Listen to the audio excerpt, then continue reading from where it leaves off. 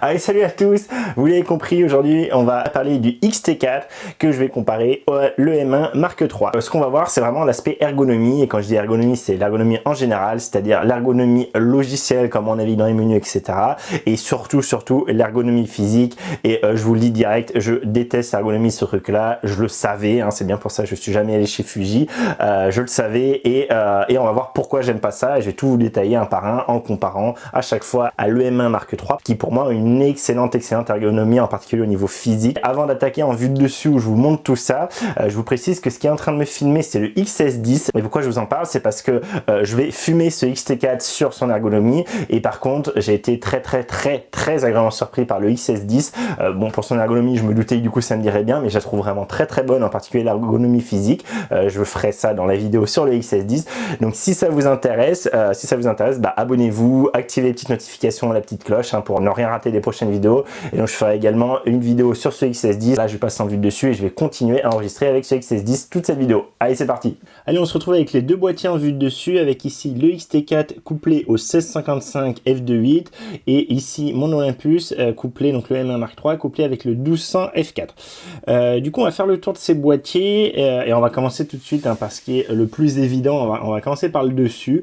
C'est pour moi le plus gros défaut de ce boîtier, hein, et de très loin. C'est bah voilà, ici là vous voyez, j'ai pas de poignée, enfin j'ai une micro poignée ridicule, rikiki doute. C'est absolument pas agréable à prendre en main. J'ai des mains de taille M et j'ose même pas imaginer des personnes avec des mains de taille L ou XL, comment ils pourraient prendre ce truc là.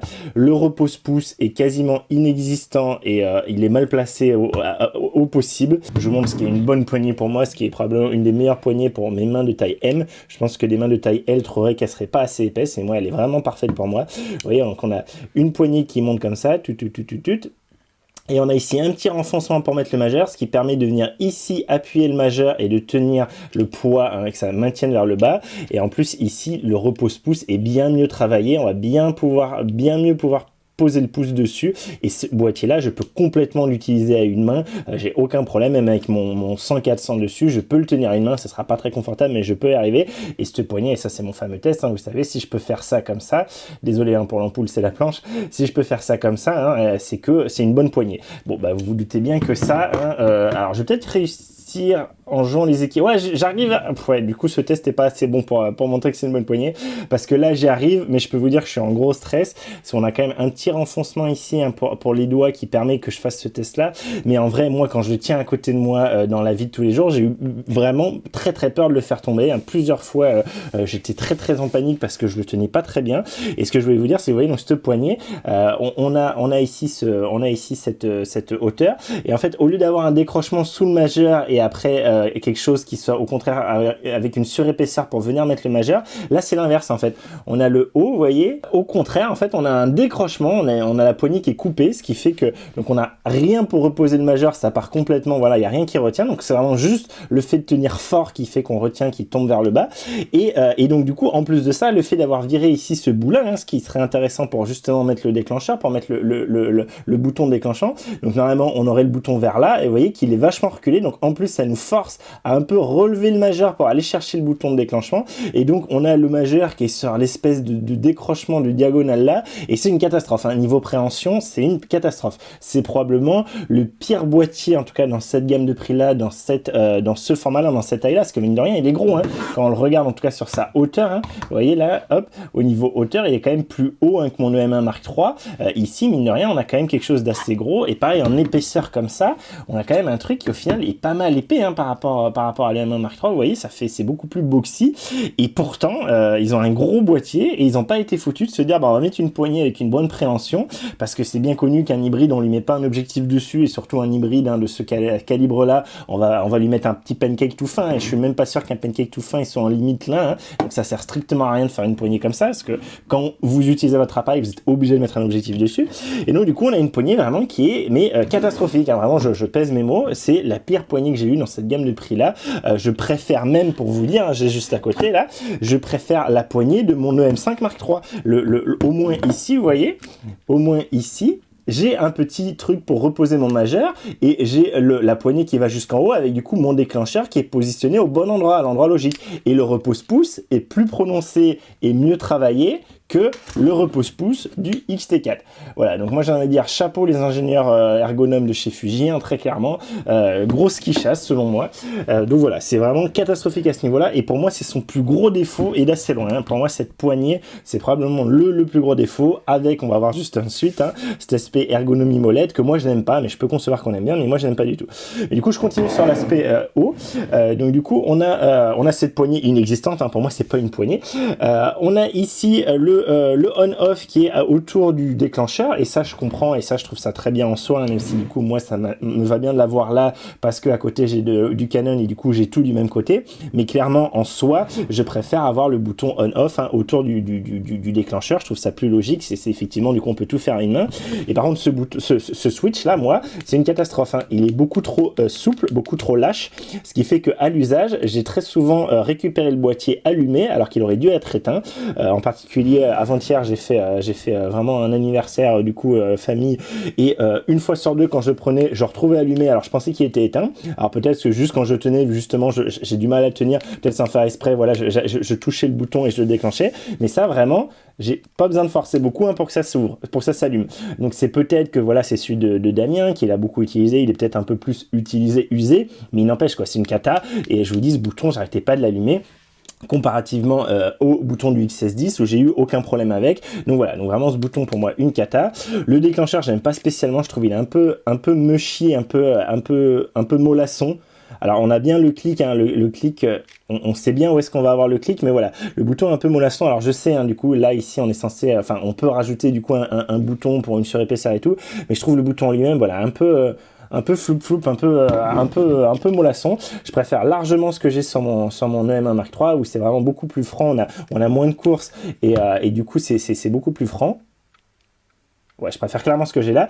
Et par contre, hein, clairement, le bouton, hein, on-off sur le M1 Mark III est beaucoup plus cheap, hein, ça je vous l'ai dit, c'est un bouton en plastique, et c'est vrai que j'ai toujours trouvé ça un peu cheap, et je continue à trouver ça un peu cheap, hein, à ce niveau-là. Il fait moins chupi, mais lui au moins j'allume pas sans faire exprès, donc je préfère lui quand même au final.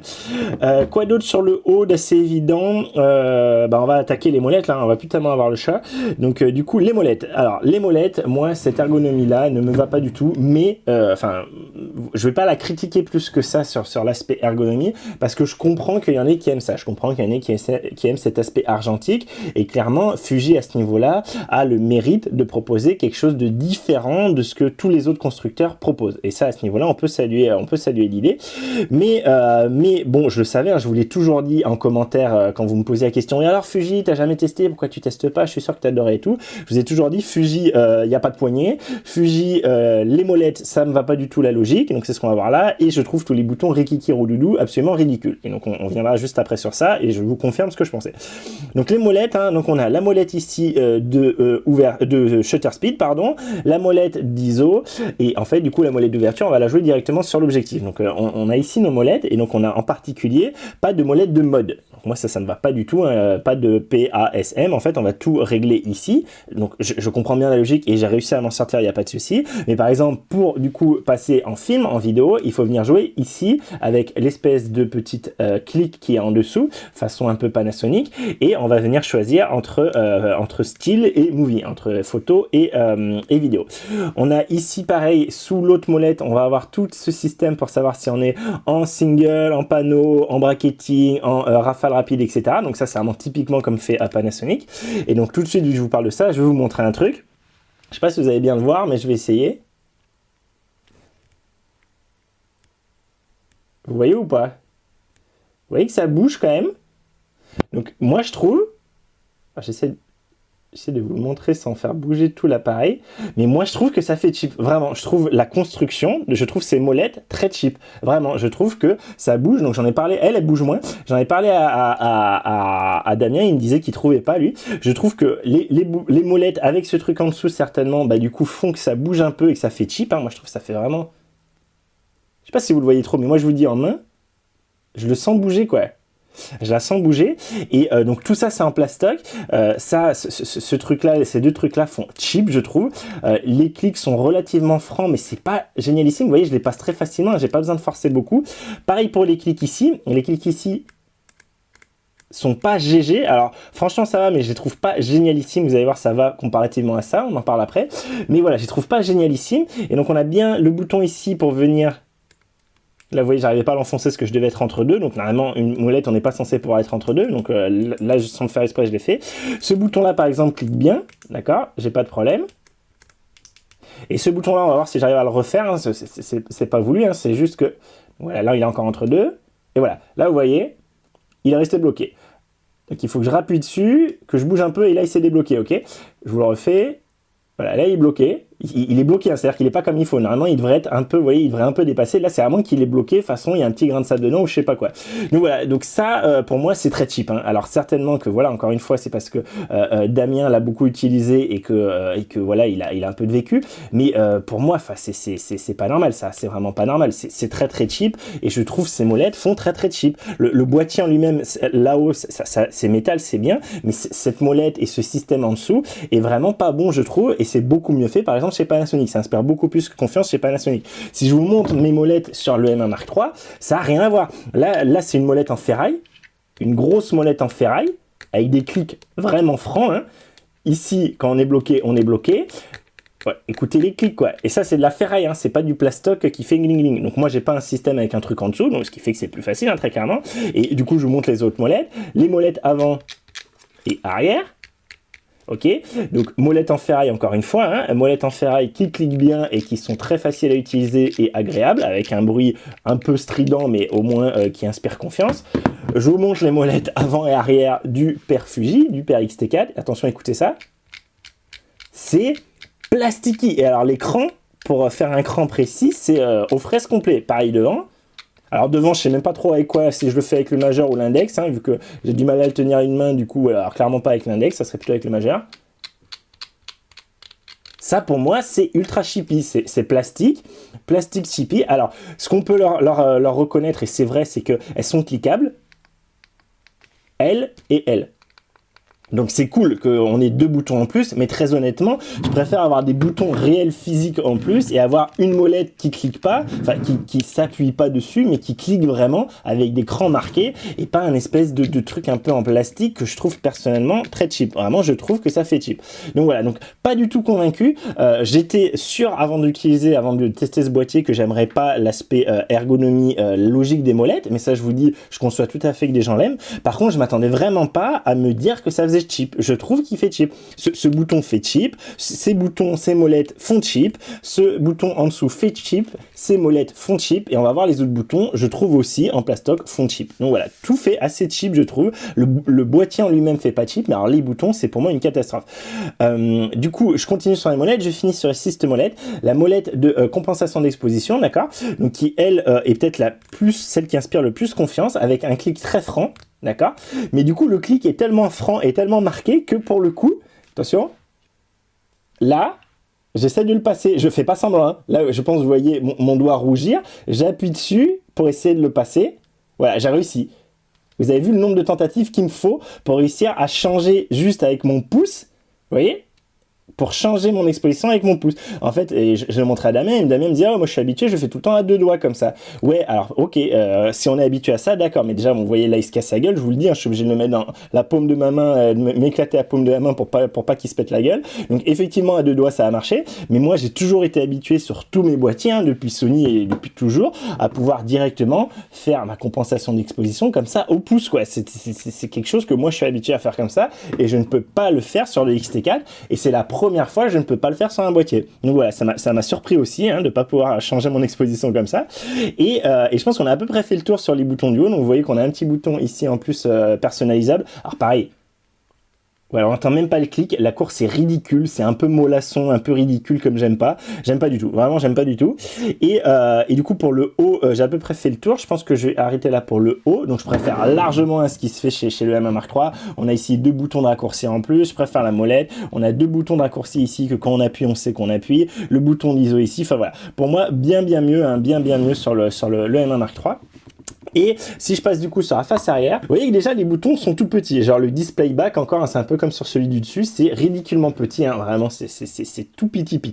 Le pad c'est pareil, on a des boutons mais rikiki, hein, je vous montre hein, par rapport à le M1 Mark III, hein, par rapport à le M1 Mark III, on n'est quand même pas sur le même délire de taille de bouton, hein, d'accord? Alors que ce boîtier là au final est plus haut, hein. Là vous voyez peut-être pas avec l'aspect argenté, mais ce boîtier a plus de hauteur, d'accord? Il est plus gros en général, en volume hors tout il est plus gros, à part par rapport à la poignée évidemment. Mais donc déjà vous voyez ces clics, enfin les clics. Là, je sais pas, je suis pas sûr d'avoir appuyé sur le Fuji. En fait, le Fuji, tous ces boutons, je suis pas trop sûr d'appuyer dessus. J'ai pas l'impression d'avoir vraiment un appui franc où je sais que j'ai appuyé dessus. Le AEL ici, bah, c'est pareil hein, par rapport à ce que j'ai ici. Que je pense que vous entendez là. Là, bah, on l'entend un peu, mais je vous dis, en sensation, c'est pas bon. Et tous les boutons sont à peu près pareils et pas très bons. Là, vous voyez, c'est pareil. L'iPhone, il a presque pas de course. C'est ridicule, le cul un peu plus. Alors là, vous voyez, l'iPhone est arrondi et le cul pas, donc on arrive peut-être à les différencier, mais je trouve que tous les boutons sont pas du tout agréables et ils font encore, c'est du plastique qui fait assez cheap, hein, je trouve, et avec des tout petits boutons. Alors, regardez la taille du bouton, regardez le info ici par rapport au disp ici, ça a rien à voir, quoi. C'est vraiment, ici on a un gros bouton que même avec des gants je pourrais appuyer dessus. Ça là-dessus, appuyer avec des gants, à mon avis, c'est sport, hein. À mon avis, c'est très sport. Pareil pour tout, quoi. Pareil pour le AEL ici, pareil pour le iPhone, voilà, tout me paraît beaucoup trop petit, voilà. Et en plus, tout est relativement aligné, hein. Typiquement, regardez là, si je vous montre justement le haut à gauche, vous voyez ici, en fait, en haut à gauche, j'ai le bouton menu qui est un peu renfoncé par rapport au bouton ici qui normalement est pour changer entre écran et EVF, mais moi je l'ai personnalisé ce truc là, et en fait du coup ça fait qu'on a vraiment un bouton qui sort plus que l'autre et que juste en passant le doigt dessus, je sais que là je suis sur menu, là je suis sur mon autre raccourci. Là dessus j'ai les deux boutons qui sont exactement pareils alignés, j'ai aucun moyen de les distinguer, et typiquement si j'ai l'œil dans le viseur ou si je fais un truc sans faire trop gaffe, et bien je vais pas distinguer mes boutons et je trouve ça assez mauvais, vraiment je trouve ça pas terrible. Au niveau de la disposition aussi, vous voyez qu'ici, je vais avoir du coup mon AEL ici, donc ok, hein, j'arrive à appuyer sur mon AEL. J'ai par contre avoir mon iPhone ici, et là, alors là je vous dis, j'y arrive pas. En fait, il est renfoncé donc par rapport à cette espèce de haut du boîtier, hein, qui fait qu'on a un petit renfoncement, d'accord. Il est vachement excentré et du coup en fait pour aller le chercher je suis obligé de faire une gymnastique, et vu que la poignée est naze, là vous voyez j'ai mon petit doigt qui passe en dessous pour le retenir pour pas qu'il tombe par en bas, sinon il tomberait. Si je tiens comme ça et que j'essaye, ouais, je sais pas si comme ça j'y arrive, enfin j'y arrive mais c'est une blague, enfin je peux pas appuyer en même temps sur ça et sur ça, j'y arrive mais je me tue la main, là je suis en train de m'éclater l'intérieur de la main, c'est absolument pas ergonomique. Je vous montre ce que ça donne sur le M1 Mark III. Le M1 Mark III, j'appuie ici et j'ai aucun problème. Mon petit doigt est où il faut, ma main n'a pas changé de position. J'ai pas besoin de changer ma préhension du boîtier pour accéder aux boutons les plus logiques, pour accéder au joystick, pour accéder à l'AEF. J'ai directement tout qui est à main et qui se fait bien. Alors sur le Canon, c'est encore bien mieux que ça, hein. Mais du coup là, ce bouton iPhone pour moi en pratique n'est pas utilisable. Je peux pas l'utiliser pour de vrai en restant appuyé dessus. Sachant que là en plus du coup en changeant ma préhension pour essayer d'appuyer dessus, à l'avant, je suis en train de passer mon majeur sur le bouton raccourci avant que potentiellement je vais appuyer dessus. Alors du coup je vous le fais de suite. Ce bouton là c'est pareil, il n'y a pas de course, on le sent pas très bien, il est rikiki. Là j'ai pratiquement 0 course, hein. Vous ne devez pas vous en rendre compte mais je vous le dis, quand j'appuie dessus, il y a un demi-millimètre qui doit avoir lieu, d'accord? Donc voilà, ce bouton-là, pour moi, est ultra mal placé. Le bouton AEL, ça va mieux. Le bouton AEL, je peux déjà plus l'utiliser normalement. Ça, ici aussi, je peux l'utiliser normalement. Le Q-menu aussi, je pourrais l'utiliser. Et pour moi, ça n'a pas trop d'intérêt d'utiliser le Q-menu directement avec les pouces. Bon, ça, hors de question. Et le joystick, on l'a plutôt bien axé. Ça va, enfin, on a plutôt bien axé. Si je le tiens droit à une main, non, vous voyez, je suis obligé de passer mon petit doigt en dessous pour pouvoir le faire. Donc non, ça va pas. Très clairement, ça va pas. Mais c'est tout revient souvent à la poignée, hein. Tout revient à la poignée. Là directement, hein, j'ai aucun problème, je peux tout prendre directement, utiliser mon joystick. Et le joystick en lui-même, bah, je préfère largement ce que j'ai sur mon Olympus, hein, très clairement. Il est plus gros. Alors c'est pas du tout mon joystick préféré, hein. Je préfère ce que fait maintenant Sony. Je préfère ce que j'ai sur le Canon par exemple, hein. Je le trouve pas spécialement agréable ce joystick, mais au moins il est gros et à l'usage, je le préfère clairement à lui. Lui vraiment il est tout petit, tout rikiki et après je comprends, après c'est vrai qu'il sort, ce qu'on peut lui reconnaître c'est qu'il sort pas mal et du coup on arrive assez facilement à l'accrocher par rapport à d'autres joysticks, vu qu'il est fin et qu'il sort pas mal on arrive assez bien à l'accrocher. Et par contre je trouve que voilà il est assez cheapou, à l'usage je suis pas fan, alors là il le fait plus trop mais à un moment il me faisait des petits bruits un peu de ressort, on entendait un peu le ressort faire ch'ting ch'ting, c'était pas très agréable. Bon là il le fait plus, je pense que ça dépend de l'humidité, des choses comme ça. Pas voilà, pas un aspect qualitatif de dingue je trouve. Et quand on l'utilise, hein, du coup bon ça c'est un peu ergonomie logicielle, mais je vous le montre tant que je vous parle du joystick. Voilà ça se fait, mais c'est pas très agréable, c'est pas très fluide. Vous voyez il y a des petits sauts, des petites saccades, c'est pas du tout évidemment au niveau de ce que je peux avoir sur mon R6. Hein. Par contre on a mérite d'aller en diagonale, on peut le faire en diagonale. Bon voilà c'est pas génialissime, il est tellement petit en fait c'est un peu difficile de bien préciser la direction. Mais donc il marche, voilà, c'est pas génial mais il marche, mais clairement je préfère ce que j'ai hein, même sur mon EM1 Mark III, hein, même si clairement il est bien en dessous de ce que j'ai sur par exemple mon Canon. Vous voyez qu'ici je peux aussi aller en diagonale et je sais pas, vous vous rendez compte quand même que c'est plus fluide et que je peux de suite m'arrêter où je veux. Et voilà, pour moi le joystick est quand même bien meilleur hein, ici sur le M1 Mark III que sur le XT4. Alors le VF je préfère quand même à ce que j'ai sur mon EM1 Mark III, hein, les EVF sur Olympus ils sont pas géniaux et surtout ils sont pas confortables. J'ai eu beau acheter hein, les autres Euton, bah c'est pas mieux. Lui il est vraiment pas génial, je préfère clairement le VF que j'ai là-dessus, mais je préfère clairement le VF que j'avais par exemple sur Panasonic, je préfère le VF que j'ai sur mon Canon. Donc voilà, il est pas mal du tout, surtout ça, cet aspect confort je trouve est bien agréable pour mettre son œil dedans, mais c'est quand même pas au niveau de par exemple de Panasonic très clairement, hein. Je préfère ce que j'ai sur Panasonic. Je vous parle de l'EVF, donc je vous parle de l'écran. L'écran heureusement hein, est sur rotule, hein, ça il n'y a pas de souci. On a tous les angles hein, qu'il faut, donc au maximum on est ici, on va pouvoir aller au maximum à 90 degrés vers le bas, et donc on peut fermer évidemment l'écran pour le protéger et aller dans l'autre sens. Alors je trouve qu'il fait un peu, ça fait, vous voyez la jonction est vraiment très rikiki, hein, la jonction qu'on a pour faire la charnière, pour faire la rotule, hein, la rotation, ça à l'usage j'ai pas du tout eu de problème et ça se clique bien. Vous voyez là il clique bien, le frottement est bon, voilà, j'ai pas de souci dessus, mais je trouve ça fait un peu petit, je trouve ça fait un poil peur. Je trouve que ce que j'ai sur le M1 Mark III par exemple fait moins peur. Je trouve que voilà alors c'est peut-être juste une sensation, mais j'ai l'impression quand même que l'axe est un peu plus gros et peut-être plus solide, mais à l'usage hein, le XT4 il y a pas de souci, hein, il se bloquait bien, il y a tout qui se faisait bien, donc je vais pas le critiquer là-dessus, mais je trouve qu'il fait un peu, enfin on a un peu l'impression qu'il n'est pas forcément très solide. On a bien le décrochement pour passer le pouce, hein, pour ouvrir, donc comme sur le Olympus, hein, le Olympus c'est peut-être un peu plus marqué le décrochement, mais aucun problème, avec la petite tirette hein, pour pouvoir passer long, donc voilà, ça c'est très bien à ce niveau-là. Donc j'ai fini pour l'arrière. Sur le côté, on a deux slots en UHS 2, donc ça c'est très bien. Par contre, débilité façon Sony, on a le slot 1 en bas et le slot 2 en haut, donc je sais pas, pourtant pour moi en japonais c'est bien de haut en bas hein, qu'on écrit, et c'est d'autant plus débile que là les deux sont en UHS 2, donc il n'y a pas la logique de ouais mais l'UHS 2 prend plus de place donc on est obligé de le mettre en bas par rapport aux autres composants, patati patata, voilà, il n'y a pas, voilà. Et petite précision rigolote, je sais pas pourquoi on a le truc en anglais et en français, je sais pas pourquoi on a cette chance là de l'avoir en français, et donc voilà, les deux slots sont bien en UHS 2, donc ça c'est cool, et la trappe est pas mal, donc vous voyez il y a le petit ressort, ça c'est cool, il y a le petit ressort pour la laisser ouvrir et on peut la laisser ouverte et on peut directement appuyer. Ça se clique tout seul, ça c'est très agréable, bien je suis à ce niveau là, par rapport à Olympus ici, où du coup c'est un truc un peu plus casse-pied, il faut que je tire vers l'arrière, et là c'est pareil, j'ai le ressort qui fait que ça reste ouvert, et après pour la fermer je suis obligé de pousser et revenir vers l'avant. Bon c'est pas très grave hein, mais voilà. Au niveau du, on a fait les cartes SD, donc je vous fais ici la batterie. Alors ça, tout ça, je trouve, alors ça c'est ferraille, mais ça c'est plastique, la petite trapette là. Donc on a pareil, on a un ressort, ça c'est bien pratique, hein, mais vous voyez, il est quand même moins résistant que l'autre par exemple. Et on a une batterie, donc avec une, hop, il est bien éteint, avec une forme qui fait que du coup on a un détrompeur et on est sûr de la mettre dans le bon sens. Alors la forme est peut-être un peu compliquée, hein, mais en tout cas voilà, on a le détrompeur, on est sûr de pouvoir la mettre dans le bon sens. Donc ça c'est cool. Et on a ici la trappe hein, qui du coup va bien venir se fermer juste en poussant, comme chez Canon par exemple. Ça je trouve ça très pratique. Bien joué Suji à ce niveau-là, vraiment très clairement. Alors que sur mon Olympus, vous voyez, donc c'est un clic que j'enlève. J'ai bien aussi mon ressort, ça c'est cool. Et par contre ici ma batterie, hein, ça c'est une des grosses critiques que je fais au Olympus, hein, que ce soit le M5 Mark III et surtout cette M1 Mark III.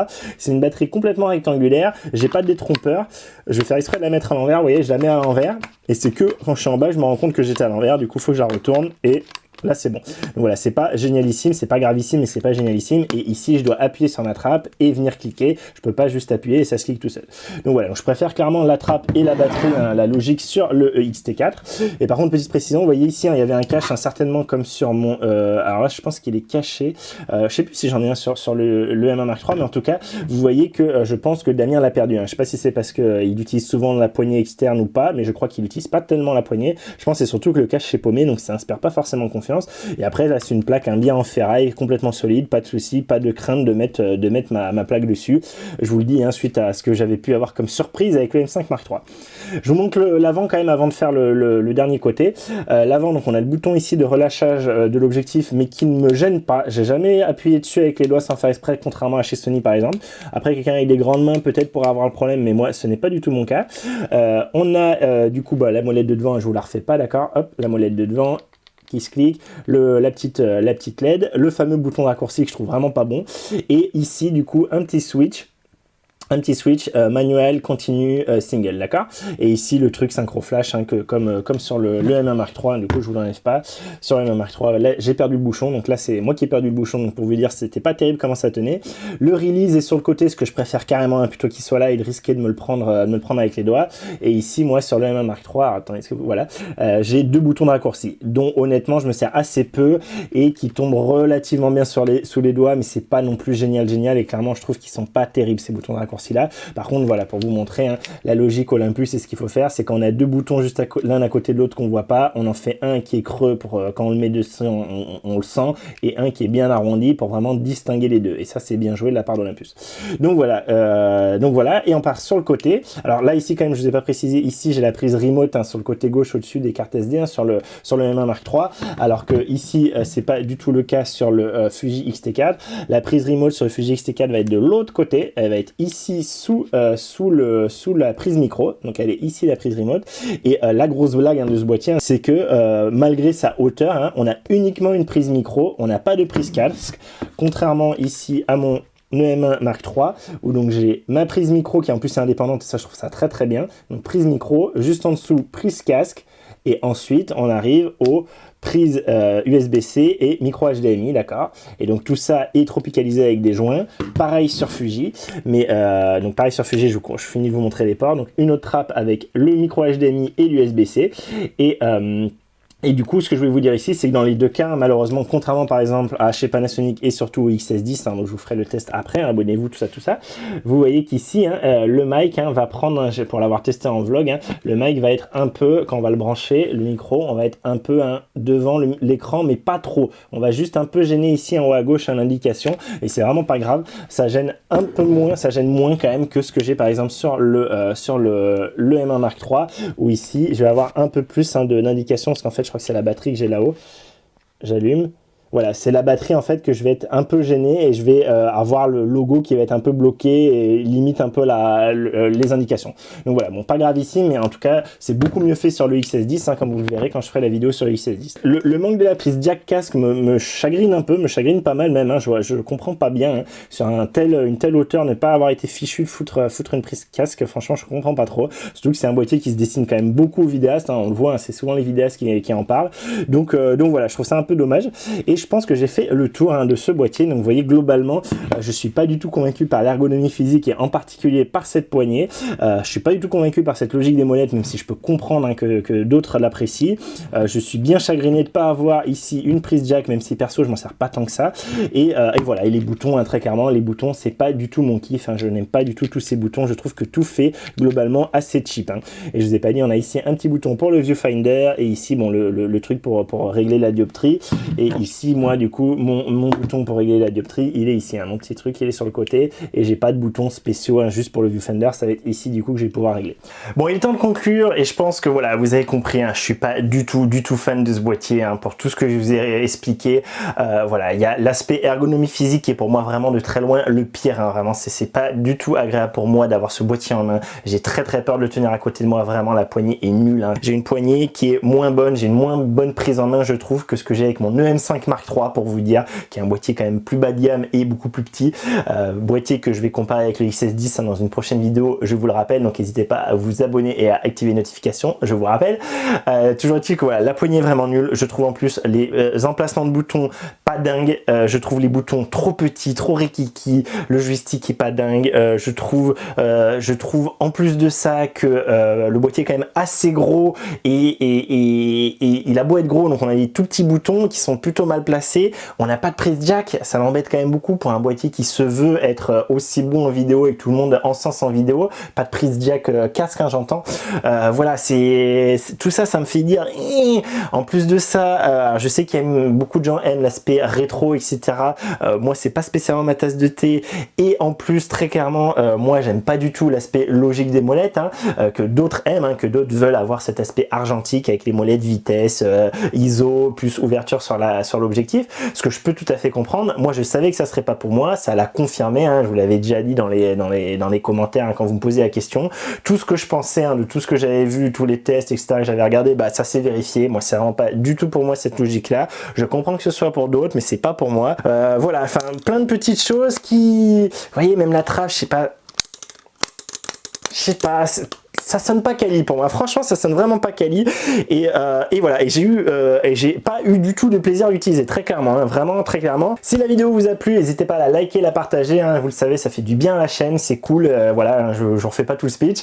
Et moi, je vous laisse là. Je vous remercie encore d'avoir regardé cette vidéo et je vous dis à très vite pour une prochaine vidéo. D'ici là, portez-vous bien, faites des photos, faites des vidéos, tout ça, tout ça. Allez, salut. Wouh.